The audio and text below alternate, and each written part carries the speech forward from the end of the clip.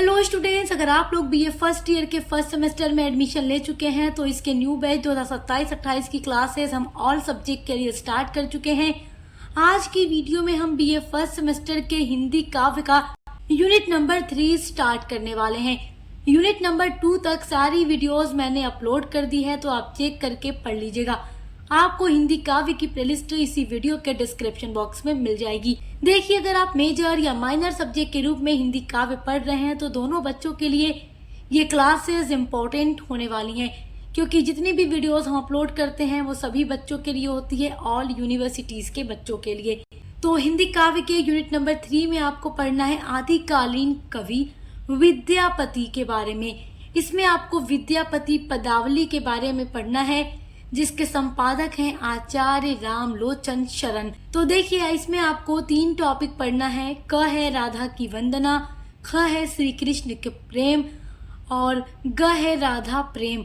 तो आज की वीडियो में हम केवल राधा की वंदना के बारे में बहुत ही डिटेल में समझने वाले हैं।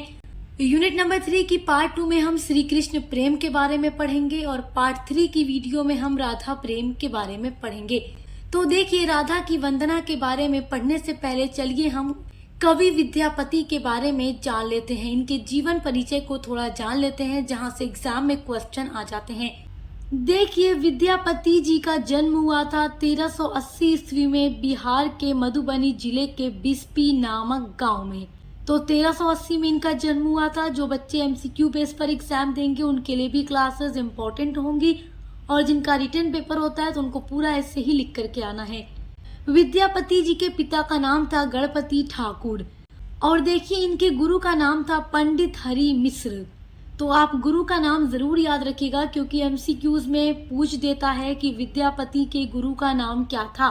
तो आप नोट कर लीजिए, पंडित हरि मिश्र। देखिए, विद्यापति की बहुत सारी रचनाएं हैं, जिनमें से आपको कुछ रचनाएं याद करनी होगी इनके जीवन परिचय में लिखने के लिए। रचनाओं में आप याद कर लीजिए कीर्ति लता, कीर्ति पताका, पुरुष परीक्षा, दान, वाक्यावली, पदावली आदि ये विद्यापति की प्रमुख रचनाएं हैं। विद्यापति जी की मृत्यु 1460 ईस्वी में हो गई थी और जन्म 1380 में हुआ था। ये शिव के भक्त थे, यानी कि विद्यापति जी जो थे वो शिव के भक्त थे, और इनकी जो भाषा थी वो मैथिली और संस्कृत थी, यानी वो इन्हीं भाषाओं में अधिकतर रचनाएं किया करते थे। तो आइए अब विद्यापति की विद्यापति पदावली को पढ़ते हैं, जिसके संपादक हैं आचार्य रामलोचन शरण। तो सबसे पहले आज हम राधा की वंदना के बारे में पढ़ेंगे, जिसमें विद्यापति जी ने राधा जी की सुंदरता का वर्णन किया है। तो देखिए, ये जो पद है मैंने पूरा यहाँ पर नोट कर दिया है, और इसको मैं अब आपको पढ़ पढ़ कर समझाने वाली हूँ।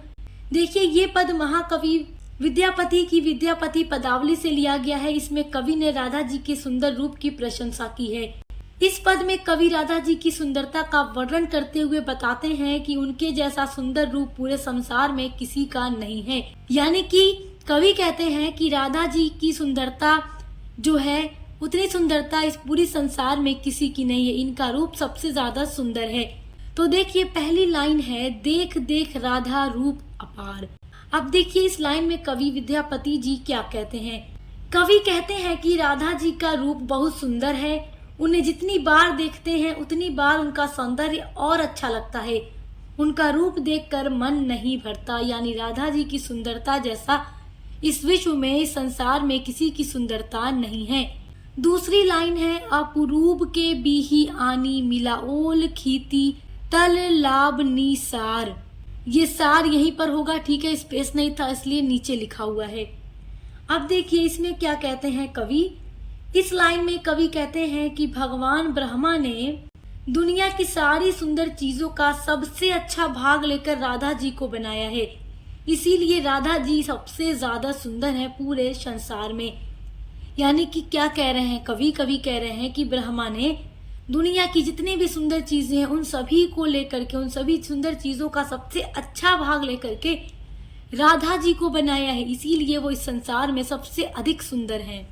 तीसरी लाइन है, अनगही अंग अनंग मुरझायत हेराए पड़ाए अधीर। देखिए, इस लाइन में कवि कहते हैं कि राधा जी के शरीर का हर अंग बहुत ही सुंदर है। उन्हें देखकर कामदेव भी मोहित हो जाते हैं और अपने आप पर नियंत्रण नहीं रख पाते। यानी इनकी सुंदरता देखकर किसी का मन नहीं भरता। अब देखिए अगली लाइन है, मनमत कोटि मथन करु जे जन से हेरी मही मधी गीर। अब देखिए इस लाइन में कवि कहते हैं, देखिए कवि क्या कहते हैं, राधा जी का सौंदर्य करोड़ों कामदेवों से भी अधिक है। जो भी उन्हें देखता है वो उनके रूप में खो जाता है और उन्हें देखते ही रह जाता है। हर एक लाइन में कवि ने राधा जी की सुंदरता का बहुत अच्छे से वर्णन किया है। अब देखिए अगली लाइन है, कत कत लखीमी चरण तल ने ओझहे रंगिनी हेरी विभोरी। विभोरी यहीं पर होगा, स्पेस नहीं था इसलिए नीचे लिखा है, आपको समझने के लिए बता रही हूँ। अब देखिए इस लाइन में कवि क्या कहते हैं कि राधा जी का सौंदर्य इतना विलक्षण है कि स्वयं लक्ष्मी जी भी उनके चरणों में स्थान पाने के लिए लालयित हैं। वे इतनी आकर्षक हैं कि सभी सखियां उन्हें अपलक निहारती रहती हैं, यानी उनकी सखियां उन्हें निहार के देखती रहती हैं। अगली लाइन है, करु अभिलाख मन ही पद पंकज अहो नीसी कोर अगोरी। अंत में कवि क्या कहते हैं, यानी लास्ट लाइन में कवि कहते हैं, कवि भगवान से प्रार्थना करते हैं कि उनका मन दिन रात राधा जी के कमल जैसे चरणों में लगा रहे और वे हमेशा उनकी भक्ति करते रहें। तो इन सभी लाइन में कवि विद्यापति जी ने पूरी तरीके से राधा जी की सुंदरता का वर्णन किया है। इस पद में कवि विद्यापति ने राधा जी के अद्भुत और अनुपम सौंदर्य का वर्णन किया है। इसमें कवि बताते हैं कि राधा जी संसार की सबसे सुंदर हैं। अंत में कवि उनकी भक्ति करने और उनके चरणों में अपना मन लगाने की प्रार्थना करते हैं। ये जो पद है राधा की सुंदरता और भक्ति भाव को प्रकट करता है। तो उम्मीद करती हूँ कि आज के वीडियो का टॉपिक आप बहुत अच्छे से समझ गए होंगे। इसके बाद हम अगले टॉपिक को डिस्कस करने वाले हैं और एक सीक्वेंस में आपको हर एक यूनिट पर वीडियोस मिलती रहेंगी। और एग्जाम की तैयारी के लिए हम आपको model paper, important question answer और एमसीक्यूज की भी वीडियोस प्रोवाइड करेंगे। तो आपको एग्जाम की तैयारी के लिए बिल्कुल भी टेंशन नहीं लेना है। आप हमारे चैनल को सब्सक्राइब करके बेल आइकन को प्रेस कर लीजिए।